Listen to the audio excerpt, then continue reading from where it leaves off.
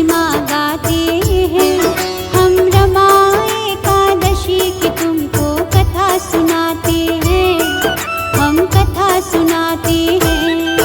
एकादशी व्रत है महान, सुनकर होता कल्याण। एकादशी व्रत है महान, इस पूजे सकल जहान।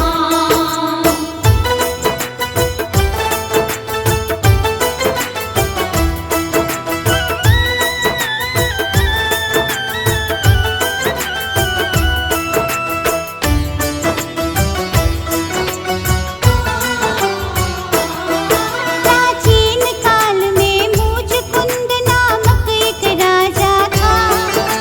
सत्य वक्ता, धर्मात्मा और न्याय प्रिय शासक था। उसके राज्य में रमा एकादशी का व्रत सारे करते। राजा, प्रजा, पशु पक्षी तलक उस दिन अन्न नहीं खाते। विष्णु जी का परम भक्त करता विष्णु की भक्ति। विष्णु कृपा से उसके राज्य में सुख और समृद्धि थी। उसकी एक कन्या थी, चंद्रभागा नाम था जिसका।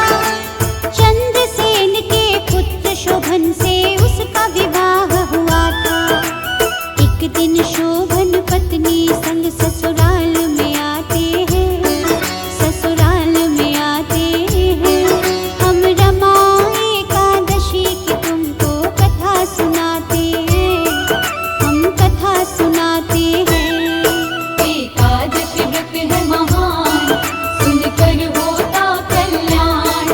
एकादशी व्रत है महान, इस पूजे सकल जहान।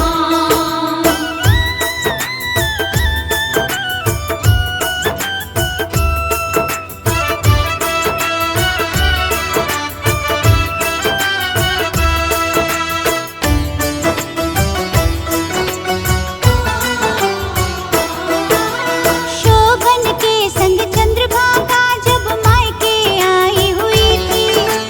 पुण्यदायिनी एकादशी रमा भी आने वाली थी।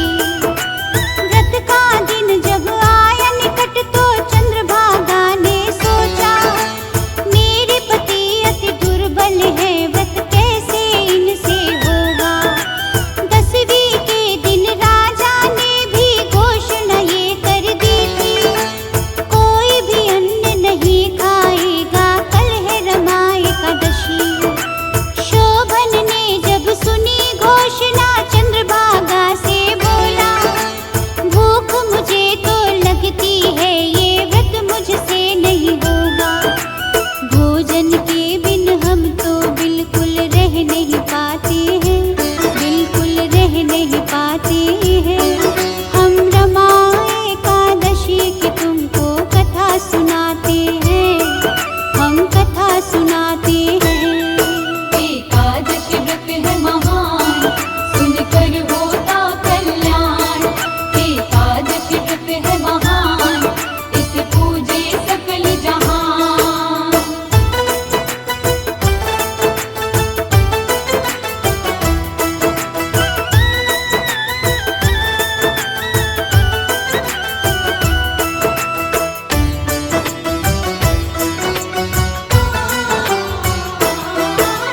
चले जाएंगे प्राण हमारे यदि मैं व्रत रखूंगा। इसीलिए कहता हूँ व्रत ये मैं नहीं रख पाऊंगा। चंद्रभागा ने बोला, यदि तुम नहीं रख पाओगे व्रत, किसी दूसरी जगह चली जाओ स्वामी तुम अब। पत्नी की बातें सुनकर शोभन उसको बतलाए, मैं भी अब इस व्रत को रखूंगा, चाहे जो हो जाए। रमा एकादशी का व्रत भी अब शोभन ने रखा था। भूख प्यास के कारण अत्यंत पीड़ित बहुत हुआ था। भूख लगी फिर भी शोभन कुछ